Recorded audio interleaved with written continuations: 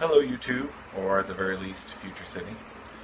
I'm Sidney Rougelot, and I am trying to become a pilot. It's been my life's dream to become a pilot, which can be an expensive dream to have. And in talking to a few friends, someone suggested that I make a YouTube channel, figuring that I'll go viral, make a whole bunch of money, and pay for my flight lessons and my flight school. I don't know how believable or how accurate that would be. Can't imagine anybody being entertained by someone trying to go to school. However, people do watch people play video games, which I can't wrap my head around. So I figured at the very least it would be nice to have a video log of my process, going step by step, and hopefully in the future, in the very near future, it will help me stay motivated and help me study. So I'll be talking probably about a lot of technical stuff in the future. Hopefully, let's hope I get that far. So I figured today I should at least tell you guys, or myself in the future, why I'm putting myself through this and what this is all about. So starting from the very beginning, a 3-year-old Sidney sitting on his father's lap watching this movie, The Battle of Britain, starring Michael Caine and an all-star cast. I know that because it was taped off of the TV. That was back in the day of VHS, and I had to watch the commercials, MCI commercials, long-distance calling commercials.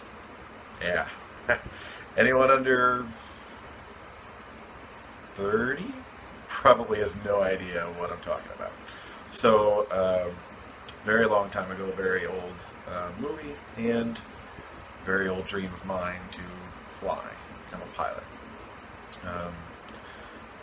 I bought into a line of thinking that a lot of people fall into, which is just that I can't do it, just that it's not going to happen. You know, growing up, I had asthma, I had glasses, I did not have the best grades, and, you know, things were kind of stacked against me to become a naval aviator, which is what I really wanted to do. I wanted to be Tom Cruise, you know, flying F-14s off of aircraft carriers, and that would still be really awesome, but, you know, it just wasn't there for me in high school, and so I still was dead set on getting into the military, specifically the Marine Corps. That became my dream in high school, and I worked really hard at it. I would go on runs and make sure that I could handle, I basically just beat asthma. I know all you medical experts out there, like, you don't just beat asthma, but I would learn how to control it, you know, control my breathing, control, you know, if I had an attack, the goal was to be able to beat it without using an inhaler, so at the very least nobody could tell that I had any issues with it. I got in good shape. I got into the Marine Corps, and I had a, you know, stint of 4 years in the Marine Corps. Some of the best years of my life. Definitely would not change a thing about it. However, I got out of the Marine Corps, had my GI Bill in hand, and went to college and got that good old degree, not even thinking about using it for flight school. Just never even occurred to me. If I couldn't be Tom Cruise, then I didn't want to be a pilot. I said that, you know, oh, being an airline pilot would be boring, or, you know, if I'm not a fighter pilot, I don't want to do anything else, and that was dumb. That was really, really dumb. Flying is amazing. I have always wanted to be a pilot, so I went on a discovery flight, which is basically where you sit next to a licensed, certified flight instructor, and they take you up and let you, you know, hold on to the controls. The yoke looks something like this. That's my simulator. Yeah, I'll get into that in a second. but they let you hold on to the controls and fly around a bit, and it was incredible, absolutely amazing. Uh, yeah, there's no other feeling like flying. Um, I don't know why I ever thought that that would be any less amazing than being a fighter pilot. And people kind of told me, as soon as I kind of rediscovered this, and I said, you know what, I could be a pilot. I'm still in my mid to late 20s, and people said, oh, it's expensive and it takes too much time. And, the first thing anyone ever does when you say, hey, I'm thinking about following my dream, is they start telling you all the things that's wrong with it, that's going to be challenging. And most of these people are people that love me, people that are coming from a place of concern about it. They don't want to see me go into huge amounts of debt and waste a bunch of time and, get my spirits crushed. And it doesn't matter. If I don't take that risk, if I don't spend that money and that time and that heart on the one thing I've wanted to do more than anything else in my life, it'll be something at the end of my life that I just never did. And I decided that that's not something I could handle. So, I've been looking into different programs to go to flight school. Apparently there's a bunch of different ways. The United States right now is severely short-staffed on pilots, and it's looking to, that shortness is growing. It's supposed to grow over the next decade. Something like 300,000 pilots shortage in the United States. A couple of reasons. The military is doing a much better job of keeping the pilots that they have than they have in the past. A lot of the pilots that came out of the Vietnam era and after are retiring. Military, which is one of the main sources of airline pilots historically, they're just not hiring and training as many pilots as they used to, with the use of drones and, just the fact that the planes that we have are just much more efficient than they ever have been before. So we don't really have as many of them. Better fact check that though. But in general, there's a pilot shortage. A lot more airlines coming out, Spirit, Frontier, a lot of these little younger airline companies are coming up, and they need pilots. So there's a shortage. It's a good time to be a pilot. I am not a pilot, so I'm trying to fix that. In any case, there's a bunch of different programs. You can go to your local flight school and just shell out the money and get license after license.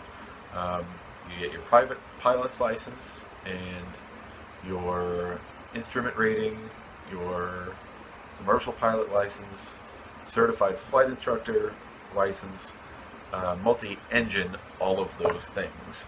And then eventually you get to be hired on somewhere that you apply to, I guess, by one of the airlines, and you try to compete just like you would in any other career. So there's a couple of different programs. You can go to regular flight school and get just one after another and spend your own money as you go, little by little, chipping away at it. It takes a lot of time, it takes a lot of money, both of which I don't have on hand readily. There is another program, the ATP program, which is like boot camp for pilots. It is intense. It is really demanding. It's a 2-year program where you are living at the flight line every day, flying and getting those accreditations. And this is just non-stop. And then there's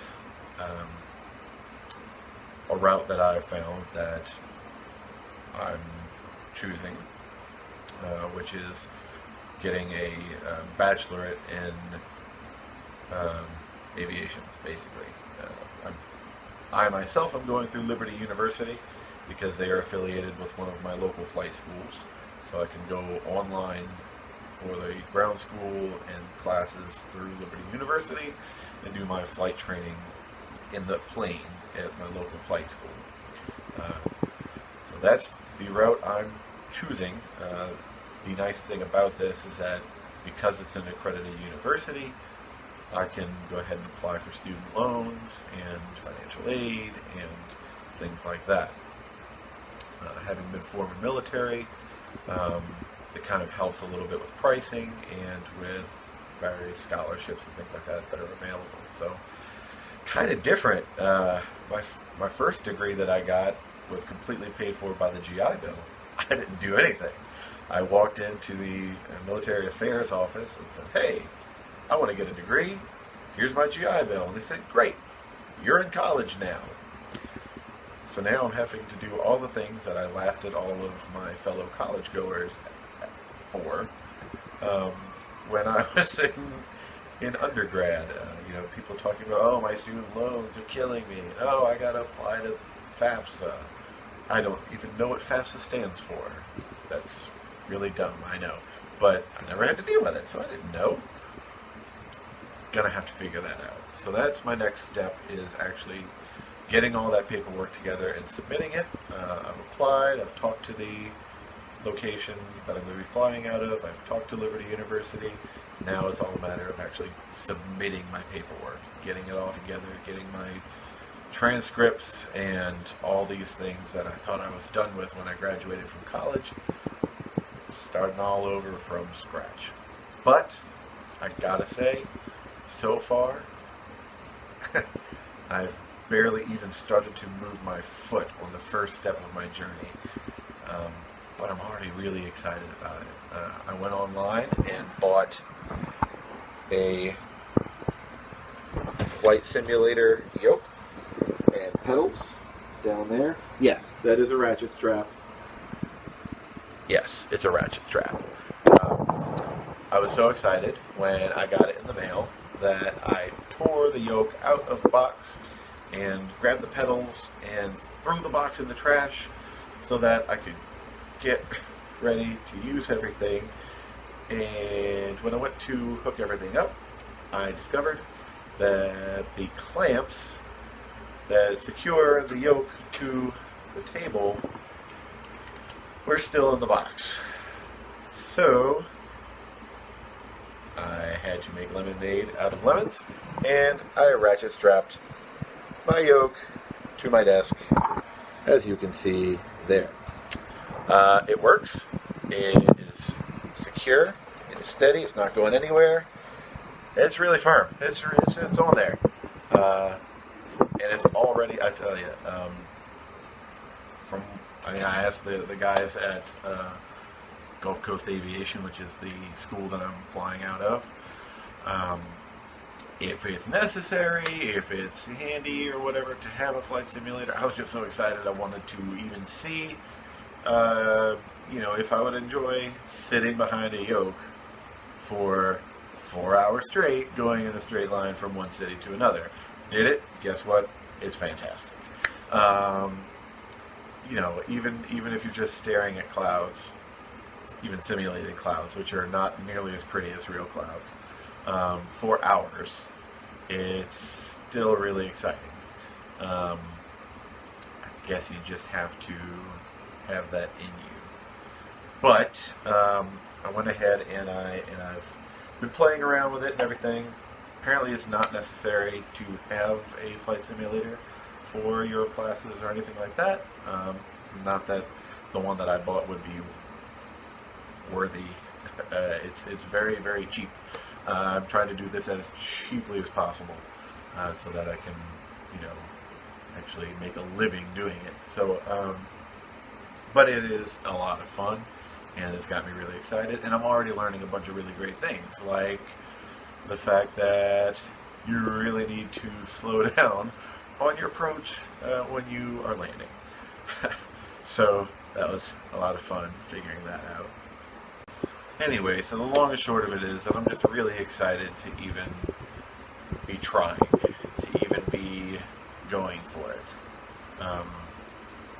I really hope that I continue on and that I don't let anything stop me and that I actually get to become an airline pilot. My next steps are getting accepted into the program, and I think that will be my next video.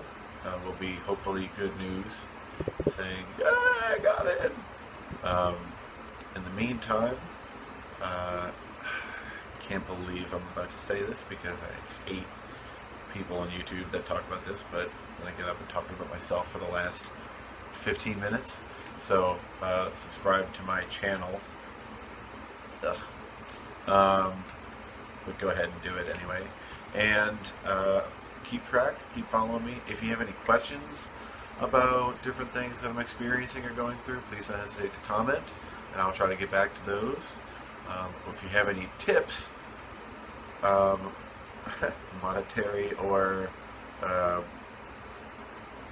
advice, please comment those in the box as well. I'm sure, feel free to troll, I guess, if you want to troll me. I do, so go for it if that's what you want to do. But obviously advice and compliments and questions are much more productive. So, although I might need to laugh at some of your trolls if you're going to troll me. So, I don't think I'm really worth trolling. I don't know. Anyways, thanks for watching, and hopefully I'll have some good news in the very near future.